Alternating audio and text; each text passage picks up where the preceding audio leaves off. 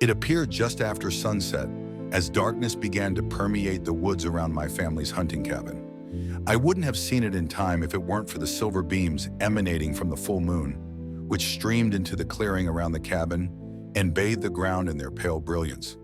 I had finally arrived at the cabin. Dusk had given way to the night so that darkness could reign. I was exhausted from a full day of work and the long drive, trying my best to relax, when I realized that I had forgotten to bring my rifle in with me.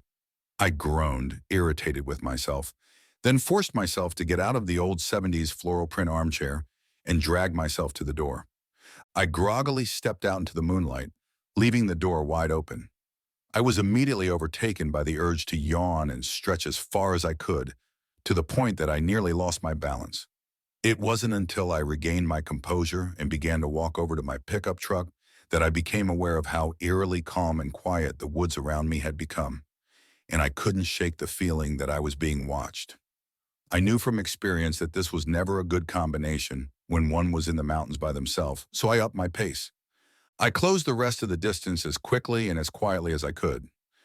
My eyes searched the edge of the woods for any movement or any sign that something may be there. Upon reaching my truck, I stood still for a moment, then looked around and listened intently before I pulled the passenger side door open. Believing that the coast was clear, I stepped up onto the sidebar and reached into the back seat for my gun case. I then felt a piercing gaze fall upon my back and grabbed onto the seat before I slowly turned myself around. That's when I saw it. Peeking around from the back corner of the cabin was what appeared to be the head of some sort of canine. The only feature that I could make out for certain at that moment was its shimmering red eyes, locked onto mine. I froze in place, unblinking, and felt a wave of tension and anxiety wash over me. I didn't dare move lest it would approach. It looked over toward the trees, then back at me before it slowly came out from behind the cabin and moved out into the clearing, perpendicular to my position. Now that it was out in the open, I could see that this was, in fact, a dog. But it was no ordinary dog. It was massive, and even in the light, it was still completely encompassed by shadow, as if it were made of the darkness that surrounded us. Its body emitted what could only be likened to an aura of blackness, animated with fluttering tufts that vaguely resembled flames. I'd never seen anything like it, and the sight sent such intense shivers down my spine that it caused me to arch my back slightly out of reflex. I knew exactly what it was doing, sizing me up. I slowly reached my hand down to my hip, where I usually keep my sidearm, realizing much to my dismay that I had left it on the coffee table inside the cabin, along with the backpack containing my rifle ammunition. I watched as it turned its head toward the tree line, then proceeded to throw its head back and let loose an unearthly, ominous howl before it lowered its gaze back to me. I took in a deep breath and held it as I witnessed it lower its stance, knowing all too well what was about to transpire. It launched from its position at an incredible speed, which caused me to throw myself backward into the truck and scramble to get the passenger side door shut. A split second later, it slammed into the door, which caused the inside panel to come loose and reveal the massive dent that it had just left. The dog then jumped up and put its paws on the window, looked in, and barked at me before it attempted to pull the handle with its teeth. Bewildered, I reached forward and slammed the locking pin down, which caused the shadow dog to cock its head, almost as if in confusion. It began to make its way around to the other side of my truck. I immediately knew that it was about to try to open the driver's side door, so I hurried and slammed the pin down on it as well. It began to pull at the handle with its teeth, then barked in frustration. The dog then made its way around to the rear of my truck, jumped up into the bed, backed itself up against the tailgate, and lowered its stance. It threw itself against the back slider, which caused the glass to spiderweb and buckle. I placed my back against the dash and braced the glass with my feet in a last-ditch effort to prevent it from breaking through. The shadow dog backed up to the tailgate once again as it prepared itself for another attack, then launched itself against the glass. The force from the blow sent a wave of jarring pain up my legs that made me wail in agony. It backed up once more in preparation for another assault, then rocketed forward. Only this time it veered to the side and met the glass to the right of my legs. It made it through. The back glass behind the driver's seat gave way. The shadow dog promptly stuck its massive head through the opening and began to thrash about, widening the hole. It grabbed a hold of my pants leg and began to drag me out of the truck through the gaping space. I fought as hard as I could. I grabbed onto the steering wheel, then onto the back of the seat in an attempt to save myself. But its strength completely overwhelmed me. It dragged me out of the truck, over the side rails of the bed, and then began to drag me toward the cabin. I thought for sure that I was done for, but it came to a complete stop, snapped its head to the tree line, and proceeded to growl. It took one quick look back at me before it sprinted off into the woods. I knew that this may be my only chance at escape, so I collected myself from the ground and retrieved my rifle from the truck as swiftly as I could manage. The dog was nowhere to be seen, but I could faintly hear it barking and growling in the distance. The pain in my legs was nearly unbearable, but I forced myself to shamble toward the safety of the cabin. I had reached the halfway point between my truck to the door when I heard the rustling of brush.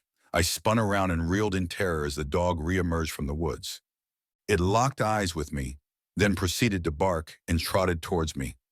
I pushed through the fear, through the pain, and made my way to the cabin as quickly as I could, rifle case in hand. Although my rifle wasn't loaded, in the worst-case scenario, I could at least strike the dog with it in self-defense. Thankfully, the shadow dog moved toward me at a much slower pace than it initially had when I was in the truck, so I was able to reach the open door of the cabin safely. I darted inside and immediately slammed the door, locking it behind me. I fully expected the dog to slam into it in an attempt to smash through, but it didn't. I placed the rifle case by the door and forced myself to look out the window to see what it was doing. The dog paced back and forth in front of the narrow porch, switching its gaze back and forth between myself and the tree line. "What's it doing?" I asked myself. It had been trying its damnedest to get to me in the truck, but now it was just pacing, watching. It didn't rush the door, nor did it try to break through a window. It didn't even make a sound. It just marched, watching intently.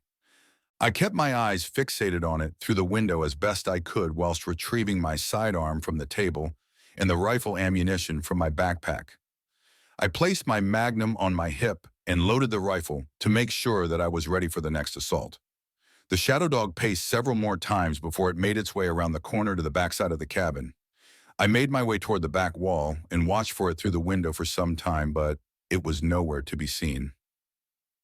Then I heard a knock at the front door. A knock? A dog would scratch at a door, maybe even whine or bark. But knock? Although the chances were astronomically low, this could be a person lost in the woods who sought refuge. If it was, I had to get to them before the dog did. "Hello, who's there?" I called out as I made my way across the cabin, but there was no response. I was met with only another series of knocks. Upon reaching the door, I called again. "Hello! Help me!" A faint, steady voice finally answered. "I'm lost and tired and hungry. Please let me in. There's some sort of strange animal out here. It's after me." I unlocked the door and began to push it open. I managed a gap of only a few inches before something slammed against it, which sent me flailing backward onto the floor. I then heard the familiar growling and barking, followed by the sounds of tearing flesh in a blood-curdling screech. The dog had gotten to them first. The sounds began to retreat from my door. I assumed that the dog must be dragging them away into the woods, so I grabbed my rifle in hopes that I might be able to save them. I threw open the door, only to find the shadow dog outside alone, staring off into the trees. It turned back and looked at me, then began to bark wildly. Although I was bemused to find it alone with no sign of the other person, I wasted no time in pulling the door shut, then quickly slammed the bolt back into place. Again, I fully expected the dog to slam into the door after me, but it didn't. It only barked at me a few more times before it resumed pacing in front of the porch. It continued this behavior for a while, then came up onto the porch and laid down. It fixed its gaze outward onto the tree line and began to emit a low, unsettling growl. I couldn't believe it. Its behavior was completely different from what it had initially displayed while I was outside. Still, I didn't trust this creature. It had attempted to harm me once before, and it very well may try to do so again. I was armed and ready, though I wasn't sure if firearms would affect it whatsoever. I watched it through the window for nearly the entire night, waiting for any change in its behavior. The shadow dog eventually stood up and paced again, fixated on the tree line. It stopped and looked back at me through the window, locked its eyes onto mine for a brief moment, and then made its way toward the woods, barking the entire way. I watched and waited, wondering if it was gone for good. It had been a few hours since the dog disappeared into the woods, and I hadn't heard so much as a peep after the barking faded into the distance. It was eerily silent once again, until a set of red eyes appeared just inside the tree line, watching me. Admittedly, I was not only terrified, but also aggravated beyond all reason about my current situation, and inconceivably tired. I was accustomed to being the hunter, not the prey, and I wasn't about to let that change. I refused to be stalked by this mutt. The sun would be rising any minute. I picked up my rifle and threw open the front door in anger, stepped outside and called arrogantly into the waning night, "I've had enough!" as I aimed my rifle toward the glowing eyes. I was met with the most sinister and horrific screeching sound imaginable, as if 1,000 banshees were wailing all at once. Ice ran through my veins, and my hands trembled so intensely that I nearly dropped my firearm as a new monstrosity emerged from the tree line. It stood on two legs and was about the size of a person, bearing a gaunt form. It was hunched over. Its long arms dangled toward the ground, ending in clawed hands. Its pale skin, dotted with deep teeth marks and gashes that seemed freshly healed, clung to its toned musculature. The sight sent a rush of disgust into my deepest bowels. It had piercing red eyes like the dog, but its presence was altogether different. It screeched once again, pulling back its pointed ears as it revealed its long, sharp fangs and flared its flat, upturned nostrils. It was at this moment I accepted, no matter how much I initially detested the thought, that I was the prey in this situation. I knew that I looked like a 7-course meal to this abomination. It lowered its stance and raised its arms out to the side with its claws spread wide. I readied my rifle, prepared to place as many shots as I could into it in an attempt to take it out, or at the very least slow it down so that I could retreat within the cabin. It began to close the distance between us at a blinding speed. I backpedaled slowly as I repeatedly fired and cocked my rifle as fast as I could. My shots seemed to be ineffective. They caused no real damage and failed to slow it down. The magazine in my rifle quickly became empty, so I threw it toward the creature. I drew my magnum from its holster and kept firing as I continued to move backward until the worst possible thing happened. I tripped. It had nearly reached me when all of a sudden the shadow dog appeared out of the darkness. It slammed into the foul creature full force, sending it spinning and bouncing across the ground until it managed to slam a clawed hand into the dirt and skid to a stop. The abomination screeched at the shadow dog and bared its fangs, but it didn't attempt to strike back at the dog whatsoever. It tried to come for me once again instead. I readied my magnum, but was met with a dull click when I attempted to fire. It was empty. The dog struck once again, but this time it found a firm hold upon the creature and refused to let go. They rolled around on the ground, each trying to get the upper hand on the other, until the dog finally pinned it down. The sun then began to rise. The blinding rays caused the skin of the creature to boil and sizzle as it shrieked in pain, and it tried to escape the clutches of the shadow dog to no avail. Overwhelmed by the brilliance of the sun, the abomination's flesh gave way to bone before erupting in flames and burned until nothing remained of the creature but ash. The dog howled in triumph as the sun began to unravel the shadows that consumed it, revealing a much smaller, less threatening form. I could now see the true form of the dog underneath. It was my best friend who had been killed trying to protect me many years ago. I couldn't believe my eyes. "Oh my God, that you, boy? I'm so happy to see you," I called to him. I was not only dumbfounded, but also elated to behold such a sight. He threw his body against mine and began to lick my face. Tears streamed down my cheeks. "I never thought I'd see you again." My dog then proceeded to run away, disappearing around the back corner of the cabin. I sprang to my feet and followed him, but he had already vanished before I could catch up. I made my way over to the grave where my friend had been laid to rest all those years ago. Not only once, but twice now, you've saved me from certain death. I spoke before kneeling at his headstone, recalling the time he had saved me from an angry black bear. I had gotten too close to her cub, and she charged me, but he threw himself between us in order to buy me enough time to escape. You gave your life for me once and came back to save me again. You really are the bestest boy in the entire world. Tears continued to pour down my face as I spoke to him. I really can't thank you enough for everything. You deserved a much better, longer life.